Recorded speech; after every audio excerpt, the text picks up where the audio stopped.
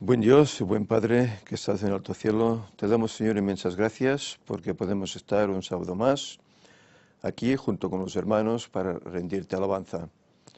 Señor, te pedimos que tu Santo Espíritu esté con nosotros, sobre todo conmigo, que Él me dirija y que este mensaje, Señor, pueda ser fructífero para todos aquellos que lo escuchemos.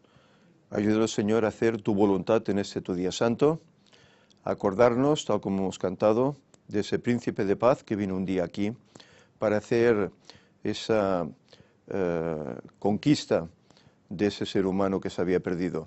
Él vino a redimirnos y hoy hablaremos un poco acerca de este hecho. Te rogamos, pues, Señor, que tú nos acompañes y que estés también con todos aquellos que hoy se reúnen alrededor de todo este globo, para que, Señor, la paz de ellos esté y tú, Señor, estés con todos ellos. Quédate pues con nosotros, te lo pedimos en el nombre de Jesús. Amén. Bien, podéis tomar asiento. En esta mañana vamos a tener un sermón que, bueno, va ligado a las fiestas que el mundo está viviendo en estas épocas. Sabéis que hace apenas un par de días pues se celebró el Día de la Navidad, aunque podríamos decir que ese tema es bíblico, no es tal como el mundo pues lo vive. Para el mundo estos son fiestas pues de gasto, son fiestas de glotonerías, son fiestas a veces hasta de embriagamiento, puesto que beben más de la cuenta, etcétera. Este no es el sentido que tienen estas fiestas. Yo os quiero presentar hoy un PowerPoint de mi buen amigo y hermano Humberto Fierro, en el cual él presenta la verdad sobre la Navidad, pero lo presenta de una forma muy ecuánime, muy simple, muy sencilla, sin ofender a nadie. Tan solo él presenta qué es el origen de estas fiestas. Y veremos aquí también si realmente Jesús nació en 25 de diciembre o nació en otra fecha. Lo veremos en este PowerPoint. Es un trabajo que él ha hecho, yo incluso lo comenté a mi hermano, he encontrado un PowerPoint de Humberto que trata el tema de la Navidad, trata la fecha aproximada del nacimiento de Cristo y es muy paralelo a lo que nosotros hemos estado estudiando y lo que nosotros aceptamos. Por lo tanto, si os parece, vamos adelante con este PowerPoint. Se titula Historia del 25 de diciembre. Vamos a ponerlo así que se verá mejor. Eso es. Nos pregunta, ¿sabía usted que desde mucho antes de Cristo el 25 de diciembre fue una fecha importante para diversas culturas? Nos habla de antes del nacimiento de Cristo, que fue hace 2000 años, pero ya esa fecha era importante para algunas culturas. ¿Qué es el solsticio? Habéis oído hablar, ¿no?, del solsticio de invierno, solsticio de verano, etcétera. Pues él empieza por aquí, es interesante. Los solsticios son aquellos momentos del año en los que el Sol alcanza su máxima posición meridional o boreal, es decir, una máxima declinación. Norte, 23 grados, 27 minutos, y máxima declinación en el sur también con lo mismo, 23 grados, 27 minutos menos, con respecto al ecuador terrestre. El solsticio es un término astronómico relacionado con la posición del Sol en el ecuador celeste. El nombre proviene del latín solstitium, sol sistere o sol quieto. El solsticio de junio. Iluminación de la Tierra por el Sol en el solsticio de junio ocurre regularmente alrededor del 21 de junio. Antes, bueno, es casi el inicio del verano. Y es llamado de verano en el hemisferio norte o de invierno en el hemisferio sur. Y aquí vemos una fotografía de cómo se presenta ese hecho. Media tierra sol, media tierra sombra, noche. Durante esa jornada el sol parece detenerse en un descenso para elevarse nuevamente en el firmamento. Los días se prolongan y la primavera hace renacer la esperanza. Y a todos nos alegra, ¿verdad? Cuando vemos ya que el día va alargando, ahora ves que a las 5:30 ya oscurece, y aparecen las 10 de la noche, es triste, pero cuando llegan esas fechas, los días son más largos en cuanto a luz y es más alegre vivirlos. El solsticio de diciembre. Iluminación de la Tierra por el Sol en el solsticio de diciembre. Ocurre alrededor del 21 de diciembre y es llamado de invierno en el hemisferio norte o de verano en el hemisferio sur.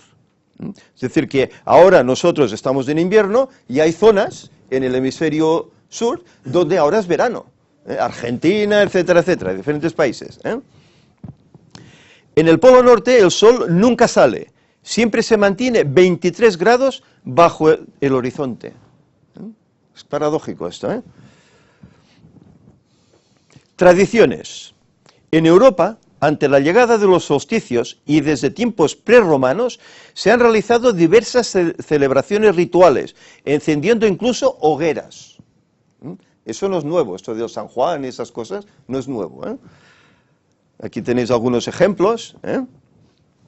El 21 de junio de 2009 se reunieron 36.000 personas en, ¿cómo se pronuncia esto en inglés? Stonehenge. Stonehenge, bueno, como se diga, eso es, Stonehenge.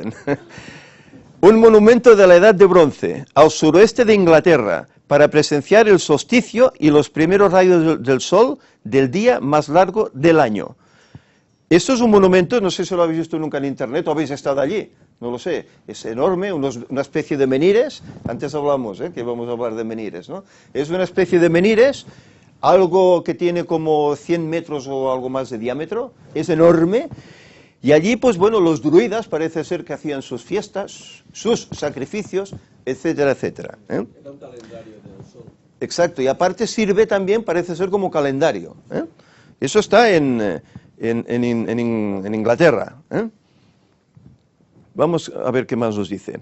En el solsticio de junio, verano en el hemisferio norte, se pueden citar las famosas hogueras de la festividad de San Juan, que tienen lugar, por ejemplo, aquí en España, y otros países europeos, para celebrar el solsticio del verano.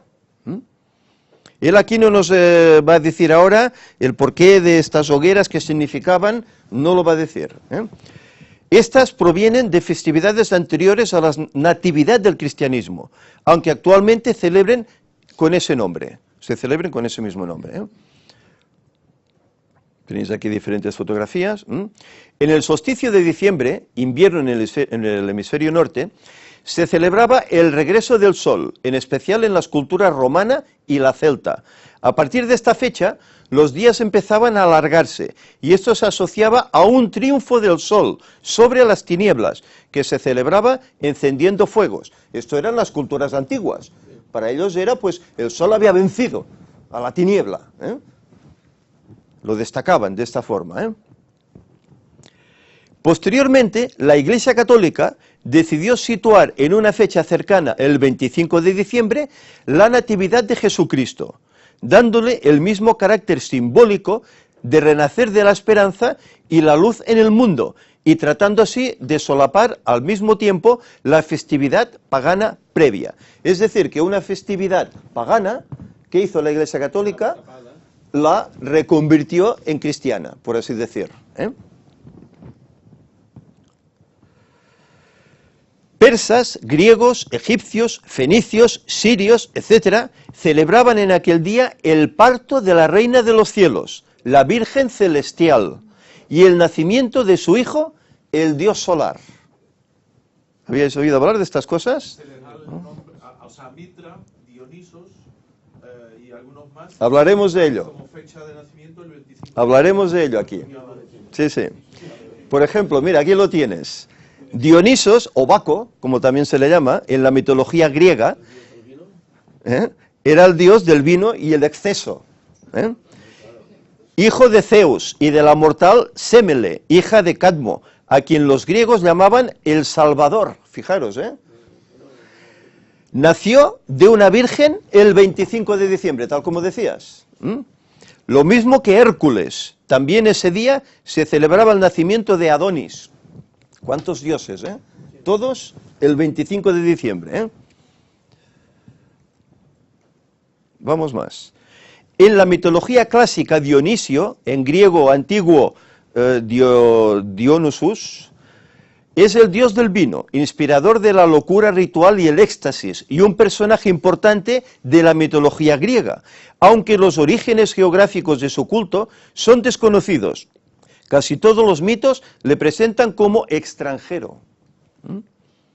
Y aquí vemos una fotografía de cómo debería ser ese personaje. Fue también conocido como Baco, y el frenesí que inducía, la baqueía.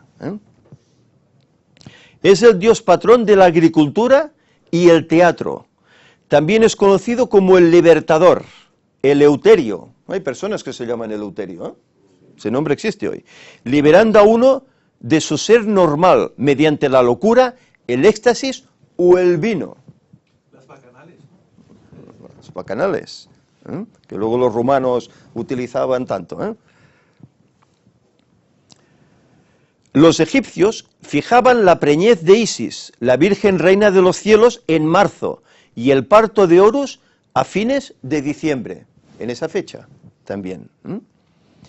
El cristianismo adoptó el culto a Isis, diosa de la maternidad, asimilándola a la Virgen María, cuyas maternales y protectoras imágenes están inspiradas en su iconografía. ¿Veis aquí el paralelismo entre Isis y la Virgen María católica? Es paradójico, ¿de dónde sale todo eso? Este pueblo no solo adoraba a una madre virgen, sino que presentaba a los seguidores la efigie de un recién nacido acostado en un pesebre. También eso. Osiris también fue hijo de una virgen santa y nació también un 25 de diciembre. Osiris es el dios egipcio de la resurrección. Es el símbolo de la fertilidad y regeneración del Nilo. Era el río que ellos tenían, río de la vida, para ellos. Es el dios de la vegetación y la agricultura. También preside el tribunal del juicio de los difuntos en la mitología egipcia. Todo esto es lo que se le da de atributos a Osiris. Aquí tenemos otro personaje también. También ese día había nacido Buda, que tampoco fue concebido sexualmente, aunque su madre fuera casada. 25 de diciembre nació Buda también. Es paradójico, Fotografía de más o menos su madre. Se lo considera como la novena encarnación del dios Vishnu, de acuerdo a Garuda Purana, y la 21ª y penúltima, según Bhagavata Purana, hacia el siglo XI después de Cristo. Los únicos que registra la Biblia que no fueron concebidos sexualmente fueron Jesús y Adán y Eva. Son los únicos que se registran en la Biblia que no nacieron por un acto sexual normal, como nacemos todos. Jesús y Adán y Eva. Jesús se dice que fue concebido por el Espíritu Santo, y Adán y Eva fueron creados con las propias manos del Creador, de Jesús, el Creador. De uno solo, de Adán y Eva, hizo todo el linaje de los hombres. Para los paganos escandinavos, Frey, hijo de Odín y Frigga, nació también el 25 de diciembre. Fijaros que todas esas culturas antiguas, el nacimiento de sus personajes principales, 25 de diciembre. Los druidas celebraban ese mismo día su fiesta anual del fuego, y en Roma, en esa fecha, se conmemoraba el nacimiento del sol invicto, y también el de Mitra, el dios solar persa, cuyo culto adoptó también el Imperio Romano. Es decir, que ellos tomaron festividades de otros imperios que habían sido antes que ellos, y las tomaron. Ellos tenían también muchos dioses, como los tenían los griegos también. Mitra era un dios conocido en la antigüedad, principalmente en Persia y en la India. Mitra era el dios de la luz solar, de origen persa, que fue adoptado en el Imperio Romano. Obsérvese la relación entre la fiesta del fuego, el sol, y la observancia del domingo, icono o como día del sol instituido por la Iglesia Católica como día de reposo. El fuego y el domingo. Por eso la Iglesia tiene esos soles, a veces llevan un báculo con un sol, a veces ves en los fondos de las capillas que hay un tremendo sol. Ahora en este solsticio, en Mallorca, la Catedral de Mallorca, el sol penetraba por ese vitrall, no sé en castellano, un rosetón, por ese rosetón, es en esa fecha específica. La mitra, el gorro que usa el Papa católico, simboliza al dios pez babilónico. Vamos a verlo aquí. Esta es la mitra que utiliza el Papa. Dios filisteo del mar. Aquí lo veis, la imagen en la izquierda representa al dios filisteo, y a la derecha pues el Papa, esa mitra partida como si fuera la boca de ese pez. Dios de la fertilidad para los sumerios llamado Dagón. La Biblia habla de Dagón, también habla, al cual se sacrificaban niños incluso. Los primeros indicios de celebraciones cristianas de la Natividad se ubican a fines del siglo II de nuestra era. Dice, pues sobre el año 200 más o menos. Fue a fines del siglo III o a inicios del IV que la Iglesia Occidental consagra el 25 de diciembre, definitivamente. Las costumbres navideñas tienen raíces paganas. En Roma se celebraban las Saturnales desde el 21 de diciembre hasta el fin del año. Y todo eso eran orgías, bacanales, como tú decías, grandes comilonas, etcétera, etcétera. En Inglaterra los puritanos trataron de abolir la Navidad, pues la consideraban como una continuación de las vanidades y excesos en que cayeron los gentiles. ¿Sabíais esto? Había una secta llamada los puritanos en Inglaterra que quisieron desterrar esa fiesta. ¿Quiénes eran los puritanos? Los puritanos eran una parte radical del protestantismo. Tuvo su origen en la Inglaterra posterior a la Reforma en el año 1552, cuando los denominados puritanos decidieron poner punto final a la fiesta de la Navidad, porque ellos la veían pagana, veían que no era para nada cristiana. No sé si habréis visto en internet que hay mucha gente que habla acerca de la Navidad, y bueno, y acerca del árbol, y acerca de los regalos, y bueno, ponen todo negro, ¿no? Y de una forma que hasta es hiriente.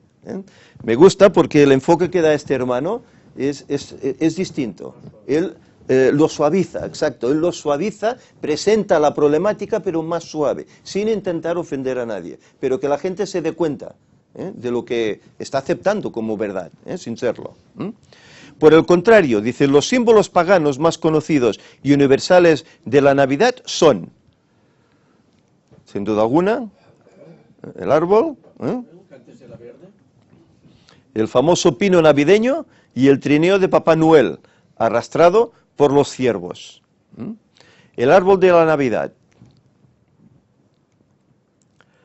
Según la Iglesia Católica, el árbol de Navidad simboliza el árbol del paraíso, del cual Adán y Eva comieron sus frutos. Un árbol de vida eterna. Más bien fue de muerte, ¿no? Más bien fue de muerte. Luego otra cosa. Su forma triangular es una representación de la Santa Trinidad, Padre, Hijo y Espíritu Santo. Como tiene esta forma triangular, exacto, piramidal, ellos pues dicen, bueno, es que el árbol simboliza a la Trinidad del cielo, ¿no? Tienen sus explicaciones. Los adornos del árbol representan los regalos de Dios para todos los hombres, mientras que las luces simbolizan la estrella de Belén que guió a los magos, desde Oriente hasta Jerusalén. Esta semana se hablaba de esto. La decoración del árbol.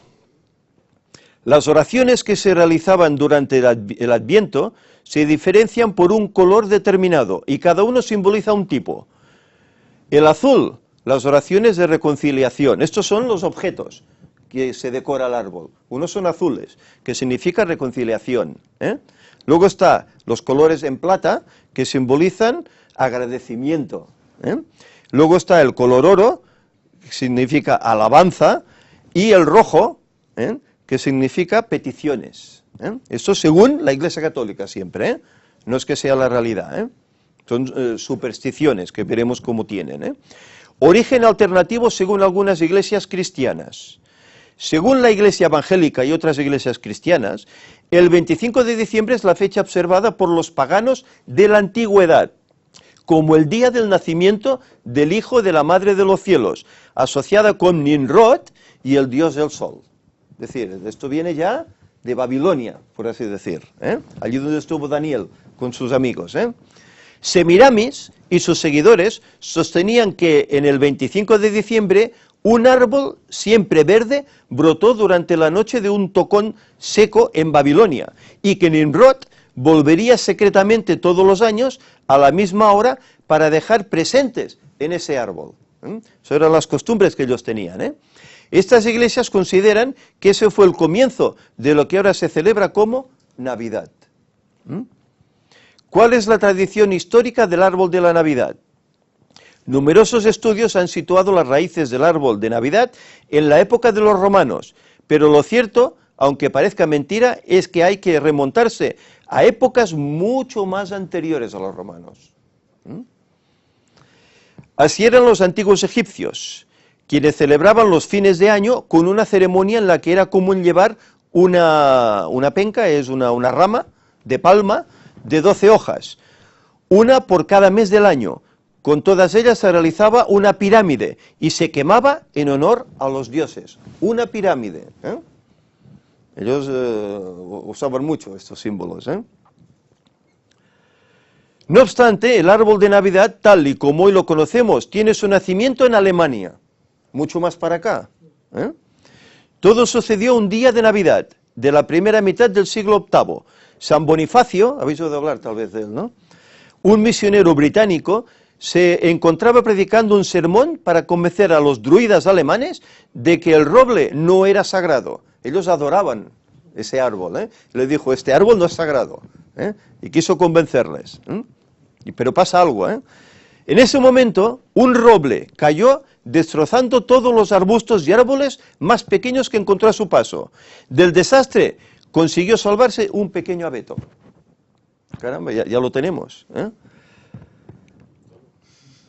San Bonifacio lo consideró un milagro y le llamó el árbol del niño Dios. Así, en las sucesivas Navidades, los cristianos celebraban la festividad plantando abetos y posteriormente esta costumbre evolucionó hasta dar lugar a la actual decoración. Que los cortan para ponerlos a casa. Exacto, ¿eh? En España ha tardado en arraigar y no ha sido hasta mediados del siglo XX cuando se ha popularizado. Yo nací en el 58 y no recuerdo haber celebrado una Navidad en mi casa cuando yo era pequeño. No recuerdo. Creo que fue sobre los 60 y tantos, cerca de los 70, que comenzamos a tener un arbolito en casa. Por eso dice que a mediados del siglo XX comenzó a arraigarse esta festividad aquí en nuestro país. Pues no lo sé, yo de pequeño no lo había hecho nunca, ¿eh? No lo sé. La colocación en el hogar de un pequeño pino o abeto es uno de los actos más significativos de la Navidad, incluso en nuestros días. Sin embargo, no es suficiente su presencia, sino que es necesario llenarlo de adornos, entre los que se encuentran las esferas de cristal, las figuras diversas que se cuelgan o el popular espumillón. No obstante, si se quiere decorar de forma perfecta, es necesario incluir iluminación, que le proporciona un aspecto más espléndido y también navideño. Y bueno, es bonito, ¿eh? Es un árbol con sus adornos, lo ves con sus luces, es igual como estos adornos que hay por las calles. Bueno, este año poco, este año por la crisis, por lo menos en la ciudad de Gerona, no he visto apenas. Sí, ¿eh? Pero es bonito verlo encendido y tal, ¿no? Pero no un poco fuego de artificio. Exacto, es como un fuego artificial, ¿eh? También se pueden citar una serie de elementos que forman parte de una simbología cristiana, como la estrella que se coloca en la copa del árbol, que representa el astro que siguieron los 3 reyes magos y que les guió hasta Belén. Incluso hay estrellas que tienen ¿cómo se llama esto? Una cola, ¿no? Como si fuera un cometa, ¿no? Una estela, ¿eh? Este elemento puede ser sustituido por un angelito, que podría venir a interpretar la paz que se vive en estas fechas, o el arcángel que comunicó a la Virgen su estado de buena esperanza, o la estrella o el angelito, lo que se suele poner en la copa del árbol, para su culminación. El resto de los motivos también tienen su significado, constituyen la evolución de otros elementos simbólicos. De hecho, antes de colocarse luces eléctricas, la iluminación provenía de velas, que simbolizaban purificación, y la idea de que Cristo es la luz que guía al mundo. Anteriormente no había luz eléctrica, se ponían velas. Otra cosa, por su parte, las herraduras son otro objeto habitual y constituyen un antiguo amuleto de buena suerte, fijaros, un amuleto de buena suerte. Tampoco se pueden olvidar las manzanas y bolas de colores, como una forma de atraer la abundancia para la época venidera, y que aparecieron en Bohemia en el siglo XVIII, o las campanillas, que son muestras de la alegría de estas fechas. Pero fijaros que todos son mitos, ¿verdad? Todos son mitologías, amuletos, que todo significa algo, para que tengas suerte, para que te vaya bien, y simbología, lógicamente. Árboles de Navidad y adornos son puramente tradicionales. El abeto tiene una larga asociación con el cristianismo, que se inició en Alemania casi 1000 años atrás, cuando San Bonifacio, que convirtió al pueblo alemán al cristianismo, se decía que se había encontrado con un grupo de paganos que adoraban a un roble. En su ira, San Bonifacio se dice que cortaron el árbol del roble, y para su sorpresa, un abeto joven surgió de las raíces de ese árbol, de ese roble. Una variante, uno por otro. ¿Tenía San Bonifacio ira? Mira, se ve que se airó cuando vio el paganismo en aquella gente, ¿no? San Bonifacio tomó esto como un signo de la fe cristiana, pero no fue hasta el siglo XVI que los árboles de pino fueron llevados en el interior en la época de Navidad, en las casas. La gente empezó a venerar, convertido el abeto como árbol de Dios, como antes habían venerado al roble. Los cortaban y los ponían en sus casas, y allí los adornaban y tal. Origen y tradición del árbol de Navidad. Los egipcios fueron parte de una larga serie de culturas que atesoraba árboles de hoja perenne y adorado.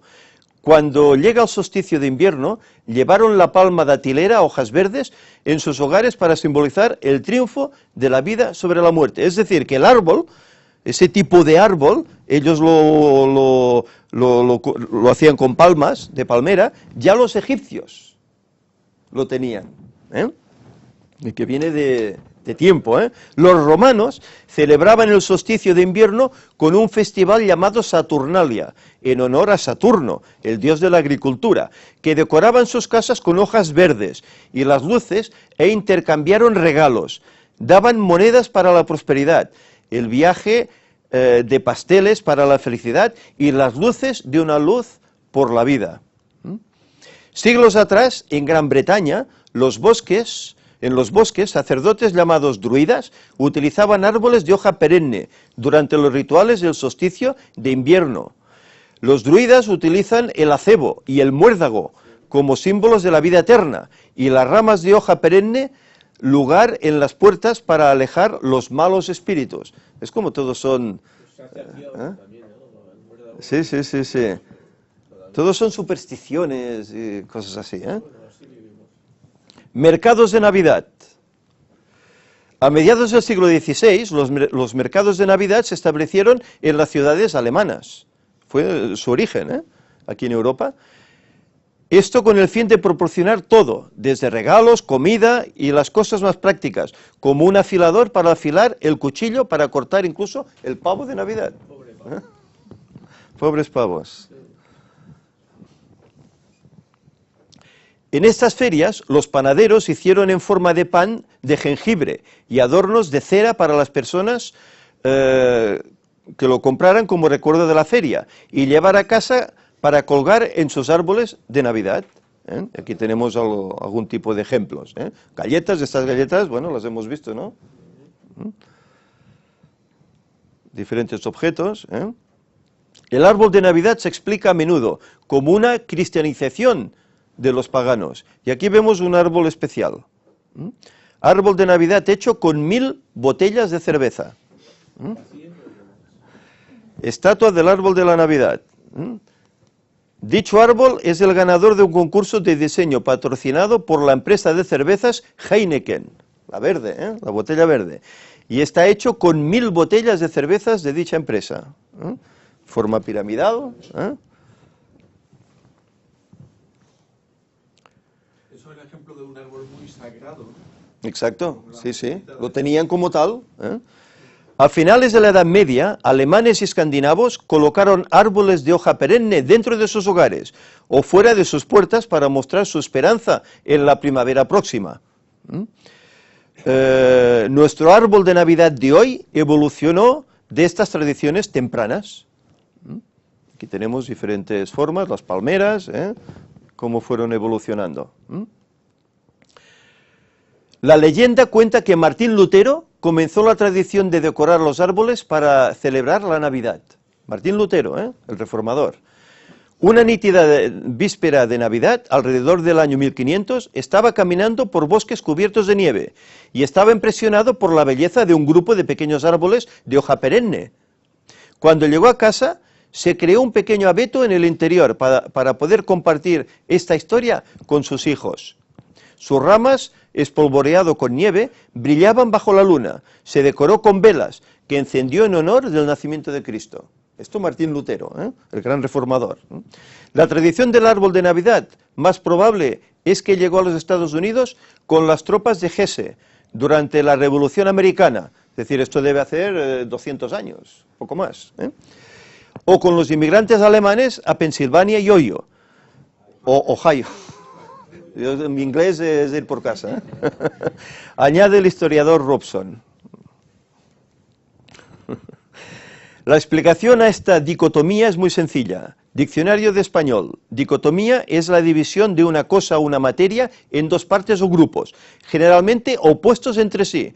Lo que quiere decir es que el cristianismo ha adoptado e incorporado a su ritual y a su calendario el festejo de la Natividad o Navidad, nacimiento del primitivo rito pagano. Es decir, ellos han adoptado un rito pagano. Así pues, la Navidad tiene sus raíces en antiquísimos cultos paganos que celebraban el regreso del sol desde el equinoccio austral, es decir, en el hecho de que los días empezaban a alargarse y que comenzaba la lenta cuenta atrás que llevaba desde las interminables noches invernales del hemisferio norte hasta la primavera y el renacimiento de la naturaleza. Para ellos era la vida esto. Todo tiene relación con la adoración al sol, todo. Desde el árbol hasta los adornos, todo. Aunque los renos sean los cérvidos más asociados a la tradición navideña europea, los demás ciervos también suelen suplantarlos en la imaginería navideña. Los renos. Los ciervos son mamíferos que habitan todos los bosques del planeta y todos los machos de las distintas especies de cérvidos están engalanados con grandes y vistosas cornamentas. Todos. Estos cuernos, al igual que todas las criaturas de la Tierra y el planeta mismo, están sometidos a ciclos anuales, dictados por nuestra estrella rectora, el Sol. Y eso es cierto. Y aquí tenemos unas fotografías. Los cuernos del reno, el día de reposo domingo y el fuego. Todo está relacionado. Día de reposo. Día de reposo domingo. El domingo. ¿Pero para quién? Para ellos.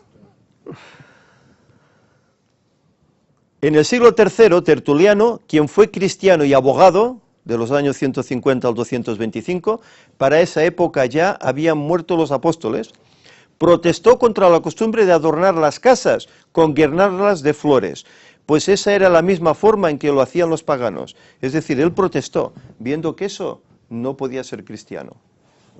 Y estamos hablando de ya primeros del primer milenio. Al comenzar a introducirse en la iglesia todo este sistema pagano de adoración, comenzó a degradarse la adoración al verdadero Dios y las normas establecidas por él. Se cambió todo. Adoraban más las cosas creadas que al Creador. Otro personaje. En la antigüedad, las ramas de hiedra, de laurel y de mirto y otras de verdor perenne eran símbolos del vigor generador y la juventud perpetua de Dionisos. Dioniso, el dios del vino que antes hemos citado, inspirador de la locura ritual y del éxtasis, y un personaje importante de la mitología griega. Aunque los orígenes geográficos de su culto son desconocidos, casi todas las tragedias le presentan como extranjero. Los investigadores han discutido la relación de Dionisio con el culto de las almas y su capacidad para presidir la comunicación entre los vivos y los muertos. Espiritismo, ¿verdad? Se le describe como femenino o también como masculino femenino. Tiene estas dobles vertientes. Y al dibujo ya se ve. Parece un hombre, pero a la vez parece una mujer. Los druidas de las Galias adoraban el muérdago por su virtud vitalizadora y sus poderes curativos, y creían que portarlas o besarlas ayudaban a hacer fértil a la mujer que hasta entonces no había podido concebir. Creían que era eso, que podía ayudar a la fecundación. La Navidad, fiesta de paz, debería estimular la tolerancia, el ecumenismo y el respeto por todas las manifestaciones no destructivas del espíritu humano. El ecumenismo hoy está bastante de moda.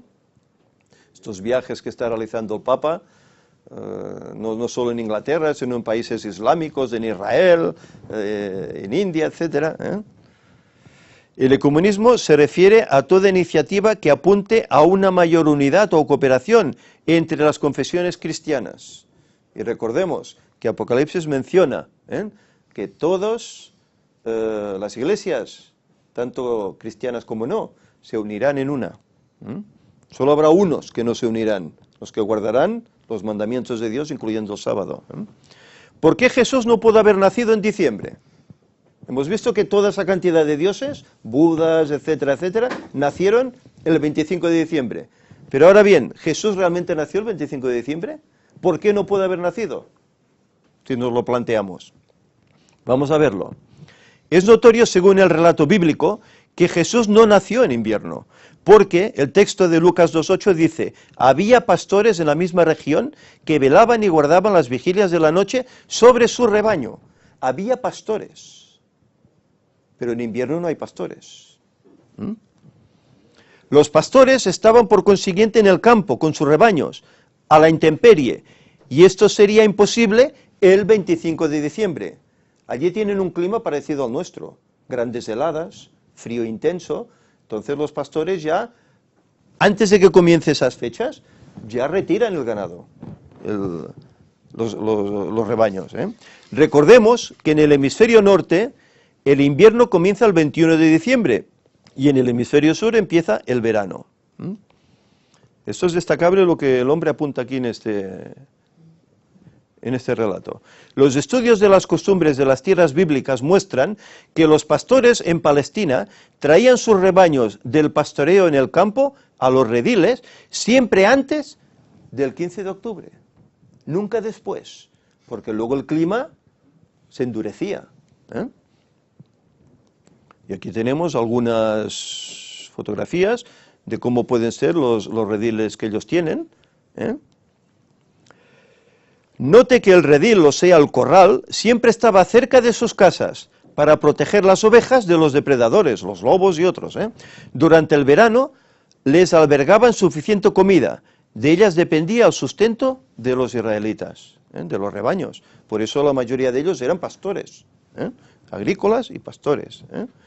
Esto da prueba de que es imposible el nacimiento de Cristo el 25 de diciembre, a menos que la Biblia mienta. cosa que todos los verdaderos cristianos rechazamos tajantemente por dos razones. La Biblia dice que es inspirada por Dios, según 2 de Timoteo 3:16. Y Números 23:19 dice que Dios no miente. Por lo tanto, no nos puede haber engañado en este aspecto. Por lo visto, estamos ante una fecha fraudulenta y mentirosa que ha usurpado por 2 milenios el lugar que no le corresponde en el corazón de los cristianos que guardan los mandamientos de Dios. Y aquí leemos Apocalipsis 14. Aquí está la paciencia de los santos, los que guardan los mandamientos de Dios y la fe de Jesús. Y además tienen el testimonio de Jesús. Esos no pueden adorar estas cosas. Simplemente se trasladó del paganismo al cristianismo, pero Dios sigue diciéndonos hoy, no tendrás otros dioses fuera de mí. Éxodo 20. ¿Se puede dar una fecha aproximada del natalicio, del nacimiento de Jesús? Esto va a ser interesante. Sin embargo, la Biblia nos da los medios y la clave para aproximarnos a una fecha más real. Aquí tenemos un personaje. En efecto, sabemos positivamente que Jesús es menor que Juan el Bautista, su primo, en exactamente 6 meses. Y esto lo dice Lucas 1, 24 al 38, que podéis leer en vuestras casas. 6 meses se llevaban, Juan era 6 meses mayor que Jesús, Elizabeth tenía ya 6 meses de embarazo cuando María concibe en su seno sobrenaturalmente a Jesús. 6 meses de diferencia. La importancia de este dato 100% bíblico es que se puede determinar en forma bastante aproximada la fecha del nacimiento del Bautista. Zacarías, que era el padre de Juan, era un sacerdote que ejercía su ministerio en Jerusalén. Pero esto es paradójico.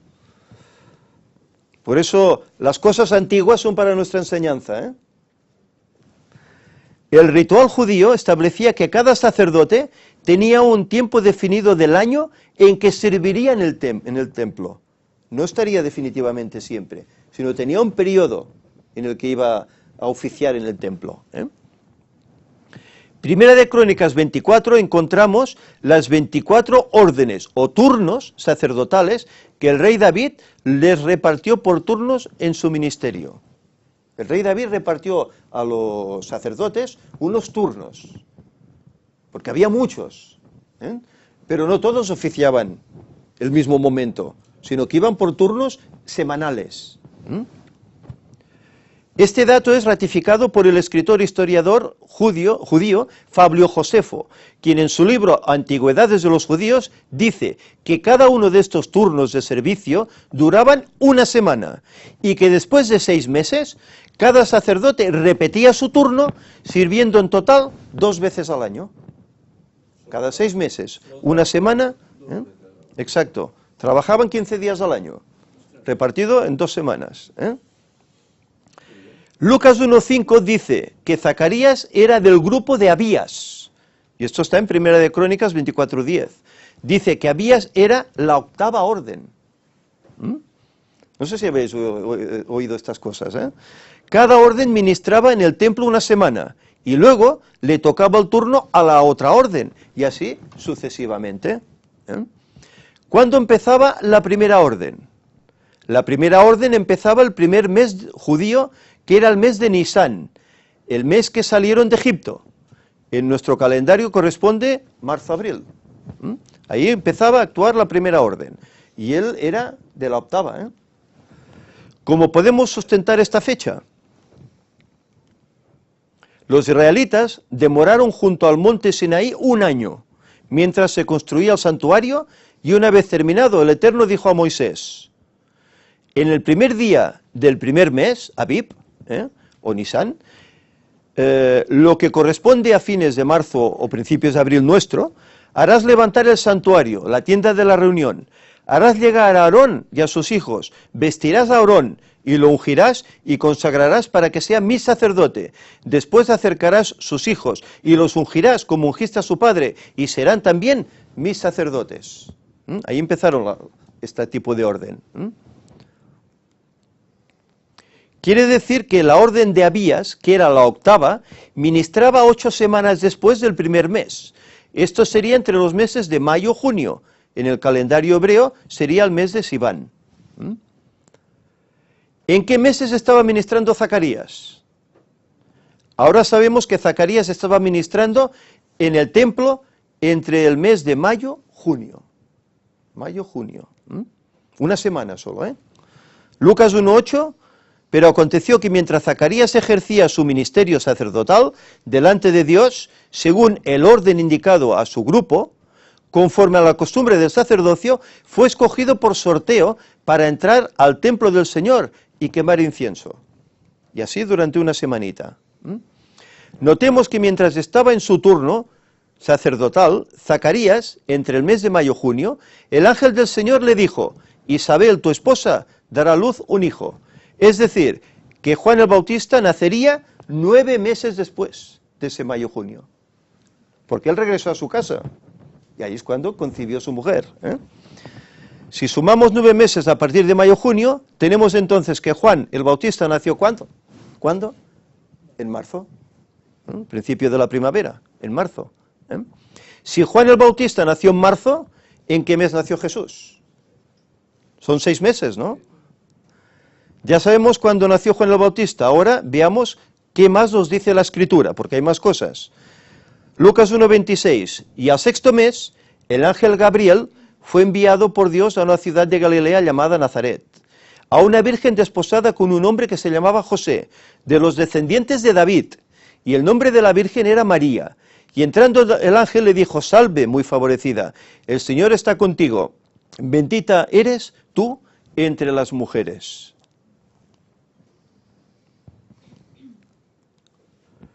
Es decir, que Juan el Bautista era 6 meses mayor que Jesús. Por lo tanto, si Juan nació en el mes de marzo, 6 meses después nació nuestro Señor Jesús. Esto lo coloca en el mes de septiembre, en el mes de Tirri, donde estaba también el día del sacrificio, el Yom Kippur, la fiesta de las cabañas, donde estaba la vendimia de las uvas, etc. Pero aún hay más, Hemos descubierto que el Señor Jesús no nació el 25 de diciembre, como dice la tradición. La Biblia nos dice que nació en el mes de Tirri, el mes de septiembre. Pero aún hay algo más. En este mes los judíos celebraban la fiesta de los tabernáculos, y la Escritura nos dice de la venida del Verbo, y el Verbo se hizo carne y habitó entre nosotros, y vimos su gloria, gloria como del unigénito del Padre, lleno de gracia y de verdad.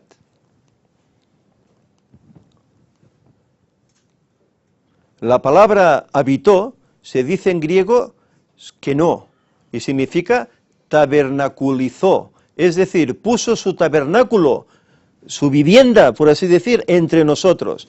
Al estudiar las fiestas judías y su cumplimiento en Jesús, podemos ver que Jesús nuestro Señor nació para la fiesta de los tabernáculos en el mes de septiembre, octubre, del calendario judío, pero no en diciembre. Note que la Biblia no indica en forma específica la fecha exacta del nacimiento de Jesús. La Biblia no dice el día exacto del nacimiento.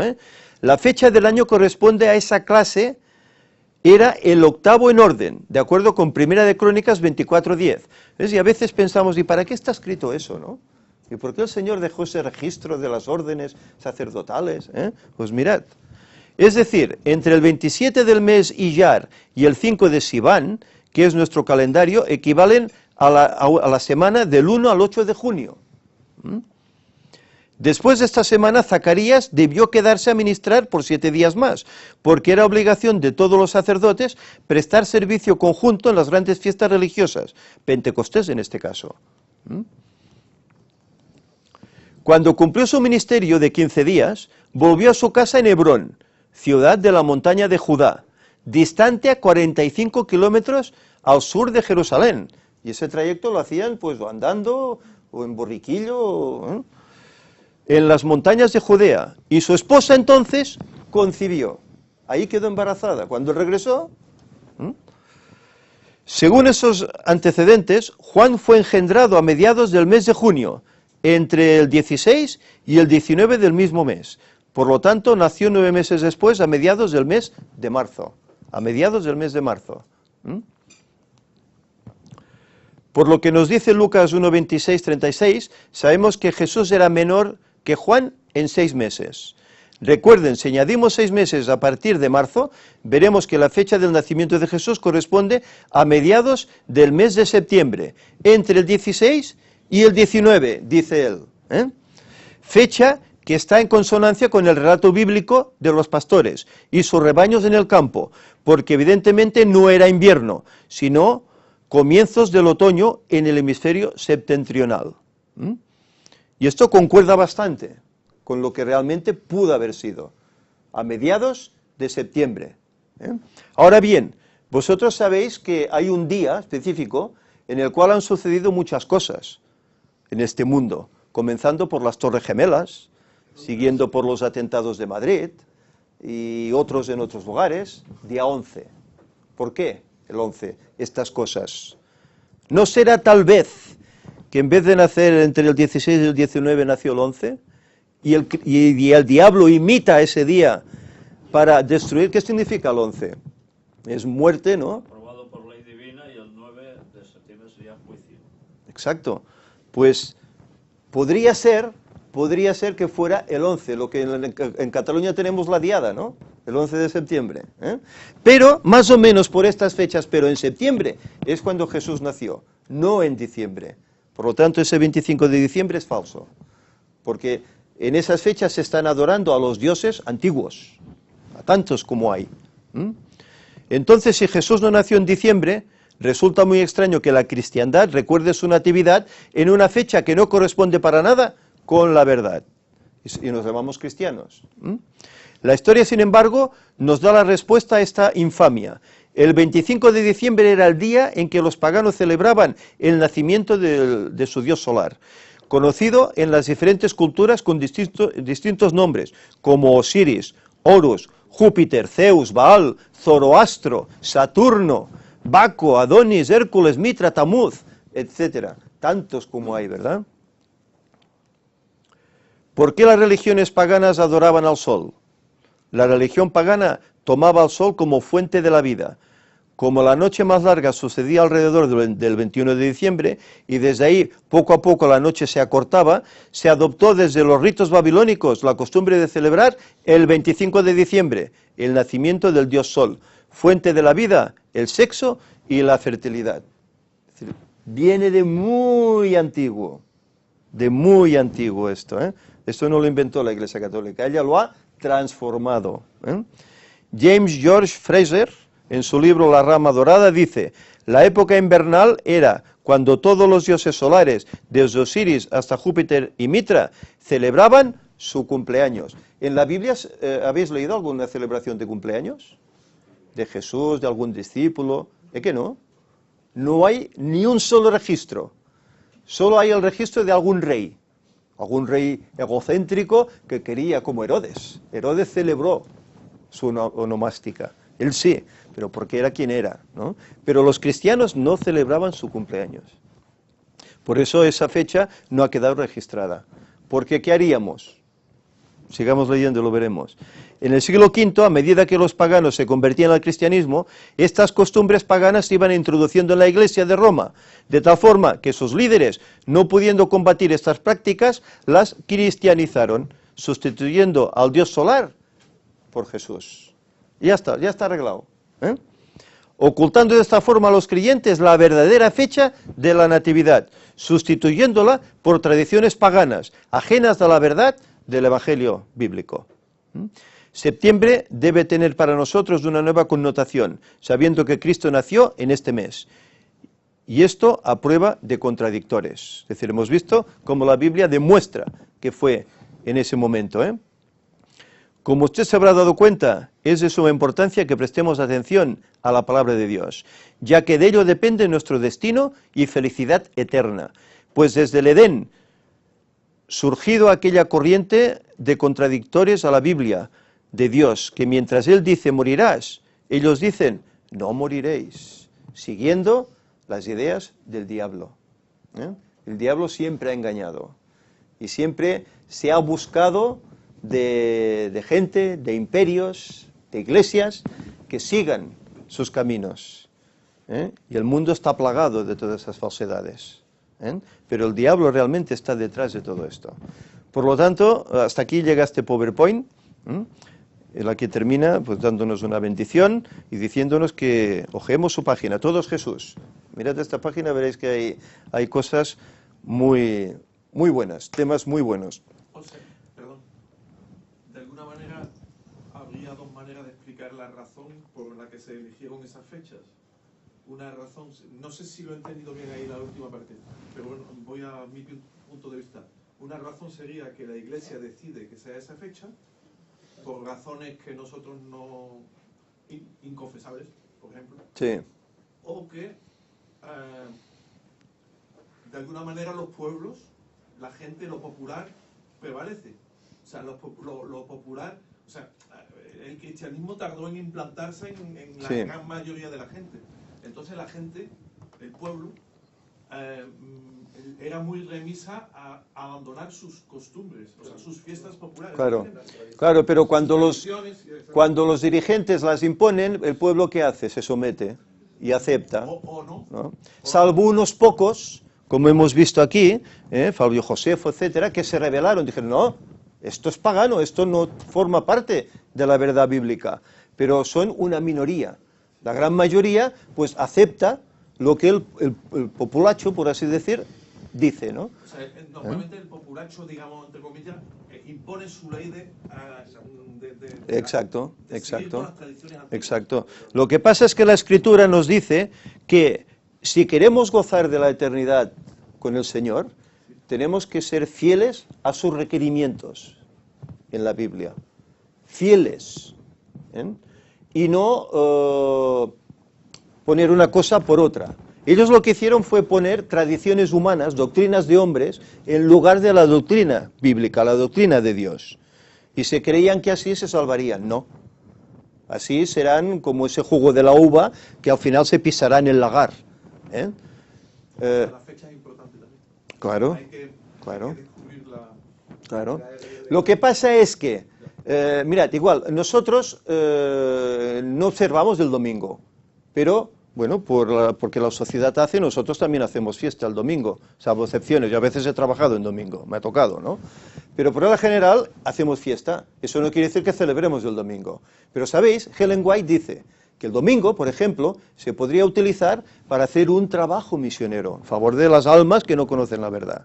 Pues al igual, podríamos tomar estas fechas y dar un testimonio a aquellos que creen que estas fechas, bueno, ellos creen en fiestas y tal, pero tú pregunta a la gente, ¿qué es para ti el 25 de diciembre? ¿El nacimiento de Jesús? No, son fiestas de jolgorio, de alegría, de unirse a la familia. Ese concepto se ha distorsionado, se ha perdido. Por lo tanto, esas fechas, aunque no las celebremos, sí se deben utilizar para evangelizar. Igual que esa, pues no sé, el Día de los Difuntos u otras, o la Semana Santa u otras. Por lo tanto, bueno, me ha gustado este enfoque porque este hombre da un enfoque sin ofender, que hemos visto que de una forma muy humilde, muy simple. Él presenta esta verdad sin ofender a nadie, no como otros que tal vez ponen demasiado ingredientes ahí. Me ha gustado y bueno, lo he querido pues compartir con vosotros porque realmente pues es una verdad que bueno, está distorsionada, también tenemos que conocer. Que el Señor nos ayude a ser fieles, a conocer el auténtico evangelio que está aquí, el auténtico, no el que se ha ido instituyendo posteriormente. Ya los rabinos ya cambiaron muchas cosas. Recordemos que hablamos en días pasados que hasta ponían más de 1500 leyes sobre el sábado, 1500 directrices para guardar el sábado. Era imposible, ni ellos mismos las cumplían, pero ellos las imponían. Claro. No vamos a quitar más tiempo, vamos a terminar, lo hacemos con una oración, nos ponemos en pie, que Víctor nos va a explicar un poco cómo fue por allí, si hay tiempo. Vamos a orar. Señor y Padre, te agradecemos porque tú nos has dejado tu palabra en el cual encontramos toda la verdad. Tú eres un Dios que no nos mientes, un Dios que no cambias, que todo lo que está escrito aquí es tu palabra, son palabras inspiradas por el Espíritu Santo para nuestro bien, para que en ellas encontremos la salvación. Señor, ayúdanos a acudir a ellas, ayúdanos a vivirlas en nuestras vidas, para que de esta forma las gentes vean que te hemos conocido y vean que todas estas fiestas que el mundo hoy participa e impone, que no son tuyas, sino que han sido impuestas por la mano del diablo. Señor, ayúdanos a dar un buen testimonio para que otros muchos puedan conocerte antes de que sea demasiado tarde. Ahora, Señor, despídenos con tu paz, tu bendición y ayúdanos, Señor, a ser siempre fieles. En nombre de Jesús te lo pedimos. Amén.